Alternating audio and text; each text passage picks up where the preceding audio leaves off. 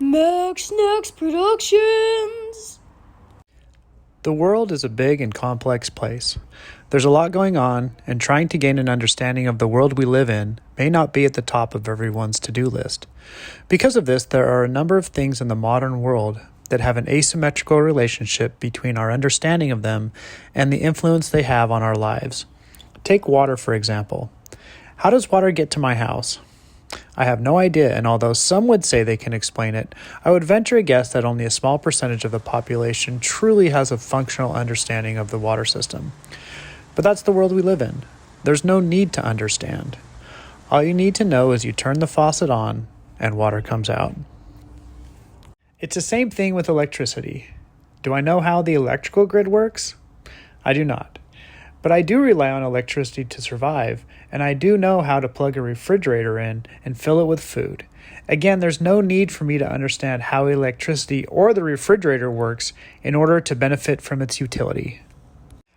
The more advanced we get, the more specialized we become, and the further we get from understanding how the world that we interact with on a daily basis actually works. In the not too distant past, we had a much closer relationship to our daily needs. We understood where our food came from and how we got our water and energy. This is still the case in many parts of the developing world. The bigger the system gets, the more complicated it becomes. Another thing we have an asymmetrical relationship with is money. We all use money daily. We probably think about it more than we think about electricity or water, which is interesting because if you were stranded on a desert island, you would die without water. And if the electrical grid shut down, starvation would affect a huge number of people. It defines so many of our outcomes, yet most people have no idea what money really is. Where does money come from, and how much money is there, are just a couple of basic questions you would think have a straightforward answer. When we peel back the layers and look a bit deeper, things get a bit more complicated and certainly more cloudy. But before we start looking at the current monetary system more closely, we should consider another, more fundamental question. Where did money come from? In order to understand where we are now, it helps to see the path that money has traveled to get to where it is today.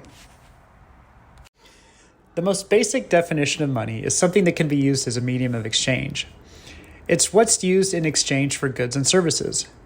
But that could also be considered a quality of money. Some other widely accepted qualities of money are a unit of account and a store of value. A unit of account is how you denominate your money, dollars, cents, euros, etc. This is a standardized unit of measure that allows for fungibility. Fungibility is the F in NFT and describes a characteristic of an asset where it can be exchanged without loss of value. It's the idea that a dollar is a dollar is a dollar. They are all worth the same. Store of value is important because if you get paid today, you want to be able to get the things you need at a later date. Store of value is a function of our living in a world where time marches on, and much of our success as humans has been our ability to plan and be ready for tomorrow. Once humans began to form groups, some behavior became transactional. Money is a way of satisfying transactions when the size of a group is sufficiently large. So when did we become humans, if it is defined by needing such a system? Surely there is not a definite date when we stopped being whatever we were before and became what we are. The evolution must have been slow and grueling. But at some point, we started working together in larger groups. What did this mean for the way we transacted? When we started having surplus, what was done with the extras? How did we keep track of what was done? Humans have had to walk a delicate balance between self-interest and cooperation, and found in this balance is the need to keep track of debts. Who owes what and to who? A way of thinking about this is that money is the residue of humans needing to be together. The survival need to achieve safety in numbers, combined with our brains, has led to complex systems that have brought us to where we are today. We started off in small bands of hunters and gatherers, literally living off the land and traveling wherever the food would take us. As we started to manipulate our environment through agriculture and the domestication of animals, some needs arose.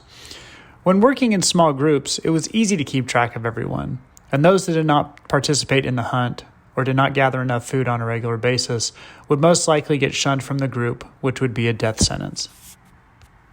Small groups are easy to manage. Barter was a great option in this situation.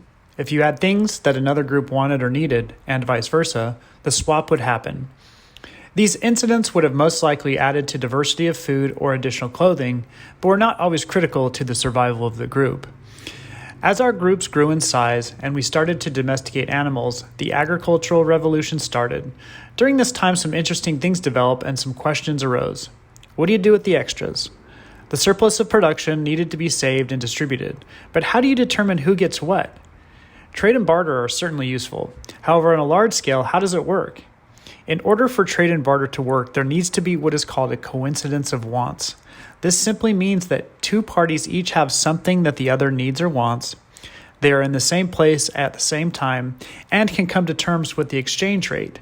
The friction caused by all these transactions would be too much to overcome and would require another means of satisfying the need for commerce, trade, paying workers, and allowing large groups of people to interact.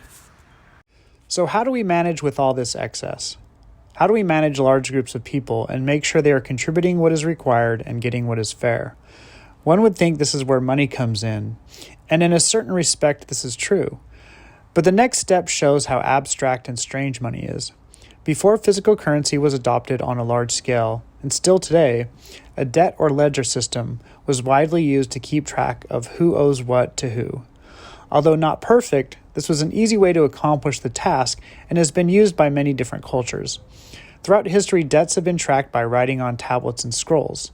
Keeping track on a ledger or some other written form is much easier to manage than making coins from metals. Debt is a simple and elegant solution to keeping track of money and value. Today, this is how the majority of transactions are handled in the world. Physical currency is not really used on a large scale. This idea of debt is an important part of understanding what money is in today's world and is central to the current monetary system. Owing someone something is quite an interesting notion. Debt is an idea. It's abstract and at times subjective. One reason that physical money came to be was to remove the subjectivity of debts. Cooperation is a form of debt. I help you, and in return, you help me. I share my berries with you, you share your apples with me. Cooperation is what has led humans to the top of the food chain. Individually, humans for the most part are not that impressive. Once together, we become unstoppable. Money was born from this need to interact in an uncertain world in order to thrive. The formation of large groups led to another important reason that money came into existence and still persists today. Taxes. Animals have pecking orders. Groups need direction in order to move forward as a collective. Leaders always emerge, and paying tribute or taxes to support the leader is ingrained into money. It is a double-edged sword that has given humans the freedom to grow and spread across the globe, advancing all the way. But it has also allowed us to be controlled and subjugated by the leaders and governments who issue the money that we all need to survive. When we get into physical forms of money, it starts to become more familiar to us. This is the form of money that we all interact with regularly and have a pretty good grasp on. So many different things have been used for money over the years. Commodities like salt, coffee, cocoa beans, and bolts of cloth have all been used as a unit of exchange. Cultures like the Incas even used knotted strings. In England, things called tally sticks were used. Tally sticks were notched pieces of hazelwood. The notched end would indicate the amount owed. The current creditor would keep one side called the stock, and the debtor would keep the other side called the stub. These terms are still in use today, like stock as in the stock market, and stub like a ticket stub. A common problem with some of these examples is fungibility. This is why precious metals have been such a popular item to be used as money. However, generally speaking, throughout time, money is what the local warlord, government, or ruler deems as money and wants you to pay taxes in. From money comes banks and banking. The origins of banking can be traced back to ancient civilizations such as Mesopotamia, Egypt, Greece, and Rome, where money lending and credit systems were used to facilitate trade and commerce. In Mesopotamia, around 2000 BC, temples acted as the first banks. They would take deposits of grains and precious metals and issue receipts that could be used to make payments to others. In ancient Egypt, temples and government granaries also acted as depositories for gold and other precious items and provided loans to farmers and traders. The Greeks and Romans developed more sophisticated banking systems. The Greeks established banking houses in the 5th century BC, which accepted deposits, made loans, and exchanged currencies. The Romans developed a network of banks that were used to finance trade and commerce throughout the empire. They also introduced concepts such as the use of checks and letters of credit, which are still used in modern banking. During the Middle Ages, banks began to emerge in Italy and other parts of Europe, where they facilitated trade and commerce among different regions. In the 15th and 16th centuries, European banks such as the Medici Bank in Florence and the Fugger Bank in Germany played a significant role in financing the expansion of trade and exploration. This leads us to the notion of fractional reserve banking.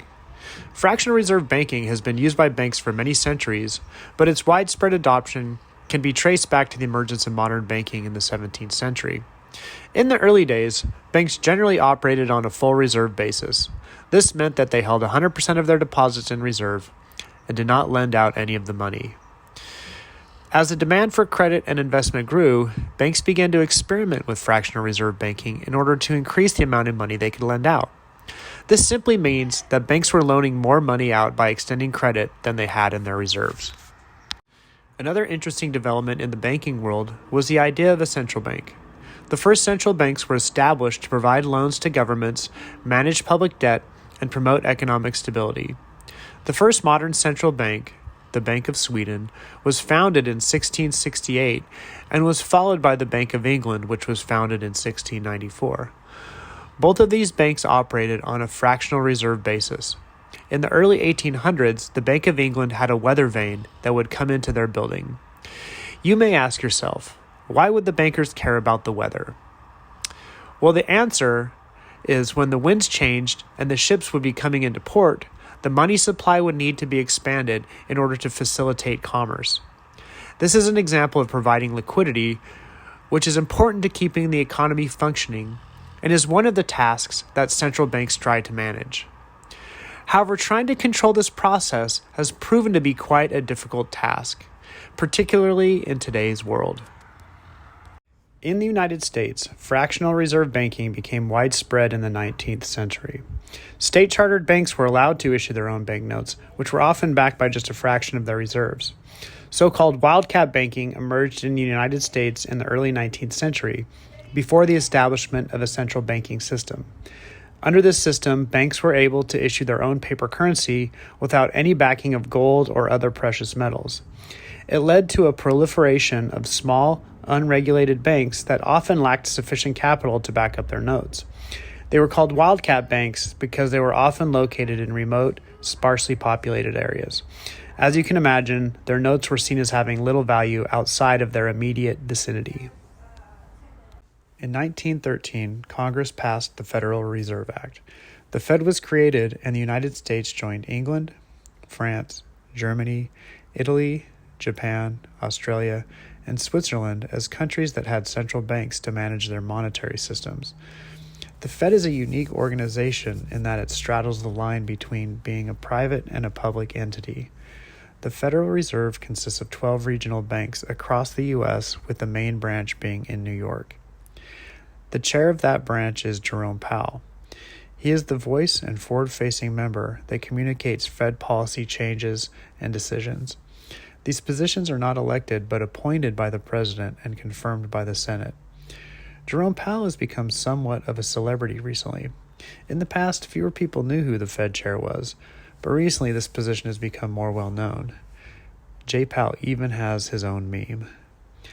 Sometime after the Fed was created, the U.S. went through the Great Depression, which some would say is the kind of thing that central banks were created to prevent. The U.S. then went into World War II, whose end ushered in the current phase of the monetary system. The Bretton Woods Conference was convened to establish a new global economic system after the end of World War II. The conference focused on creating a stable and predictable international monetary system that was backed by gold. Under Bretton Woods, the value of other currencies was fixed to the U.S. dollar, which in turn was fixed to the price of gold. The U.S. dollar became the world's reserve currency, replacing the pound sterling. This was until August 15th, 1971, when Richard Nixon announced that the U.S. government would no longer be converting U.S. dollars into gold at a fixed rate. This decision effectively ended the Bretton Woods system, which had been in place since 1944. Although the dollar was still used as the main currency for international trade, it was no longer convertible for gold. People will say this is when the U.S. dollar became a fiat currency, meaning one that doesn't derive its value from some precious metal, but from the word of a government. Today, all major currencies used globally would fall into this category. The thing is, the U.S. dollar had not been completely backed by gold since the 1950s because of something called a eurodollar. A eurodollar has nothing to do with the currency, the euro. It is a U.S. dollar that is held in a bank outside of the United States. Because they are outside of the United States, they are not subject to U.S. banking rules and regulations. They are not created by the Federal Reserve, the U.S. Treasury, or domestic banks. They are created by banks and financial institutions outside of the United States and used to facilitate trade and provide liquidity to markets all over the world. In fact, hundreds of billions of eurodollars are transacted daily. The eurodollar system is unbelievably large and complex. It has been around for 70 years and is fundamental to the global economy. It is larger than the onshore dollar system, and yes, these entities create dollars out of thin air. Surprising, isn't it? It's unbelievable that something so large and important is also widely unknown. Could one of the largest systems in the world also be considered obscure? This demonstrates how money exists in ways and at scales that are outside of everyday understanding. One way that dollars are created, both in the domestic and the eurodollar system, is in the repo market. This has nothing to do with repossessed cars. Repo is short for repurchase agreements. They are agreements where one party agrees to buy a security like a U.S. Treasury and the other party agrees to sell it back at a future date. It's kind of like a loan, but it's also kind of like a sale. It was developments like the repo market and the eurodollar system that led the Fed in the 1970s to wonder why they could not calculate the money supply. Think about that for a moment. The Fed not knowing how much money is out there. It seems important. Isn't this the kind of thing one would think central banks were created to do? To be in charge of money? This whole situation from the 70s was described in the paper The Case of the Missing Money. This paper outlined that the Fed was struggling to figure out what was satisfying the demand for dollars. The answer was the repo market and the eurodollar system, both which happen in the shadows, and because they are engaged in by private entities, there's no central body like the Fed or the Treasury controlling it, and they really don't know how big it is. But that's the funny thing about money these days. It is, for the most part, not created by governments, but by banks. Private banks loan the vast majority of money into existence, even within the U.S. Essentially, money is a series of bank ledger entries, assets to one party and liabilities to the other. What's being described here is a debt-based monetary system, one in which debt is the primary way that money is created. This directly ties into the earlier concept of fractional reserve banking, which is a key feature of a debt-based monetary system. This is a type of system that we're all operating in today, one where banks loan out up to 10 times more than the amount of reserves they hold. An interesting and perhaps troubling feature of this type of system is the need to always be growing. Think about a home or an auto loan. The amount that will be paid off is greater than the amount borrowed because of interest. This means there needs to be more money in the future than there was at the time the loan was originated. When growth stalls, it can create instability in the system and lead to unpleasant consequences. Remember that one entity's assets are another's liability. Money ties the world together through balance sheets, and default by one can create a ripple that travels through the system, causing defaults and potentially causing other major issues. So there's one last aspect of money that needs to be addressed, and it is perhaps the strangest. Why does money have value? Where does its value come from? Simply put, it's confidence. Yes, the belief that it has value and the willingness to accept it based on this belief create the value. At the end of the day, money has its value because everyone believes that it has value. Even gold falls into this category. Although it's tangible and has a very long track record, The only reason it has value is because people continue to believe that it does. In jail, a packet of top ramen is used as money. Outside of jail, you'd have a hard time finding someone to accept ramen for anything other than a donation. You see, the monetary system is a big confidence game. It's played out on a global scale between parties that are not aligned but need to engage with each other. Its influence is so great that it's hard to tell where macroeconomics ends and geopolitics begins. Money is what we all need to pay for our daily lives, but we are stuck in between governments and banks, both of which want control and neither of which have your best interest in mind.